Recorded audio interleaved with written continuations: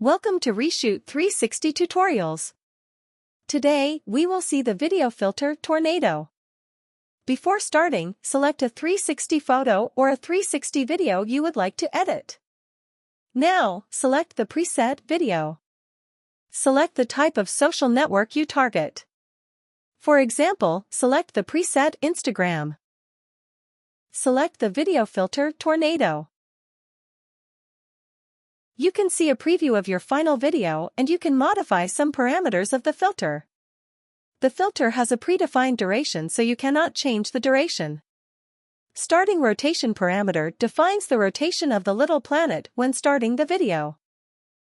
Highlight camera view defines the part of the 360 scene we want to highlight. Use the blue button with the round arrow to edit. Slide the screen to move the camera. Use again the blue button to lock the camera. Highlight duration defines the number of seconds we stay on the highlight view. You can use the video preview slider to seek in the video preview. Play the video preview by using the play button.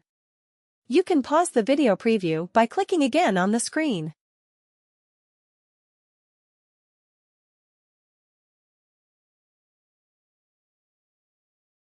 Now, you can export the final video by using the button in the top right corner.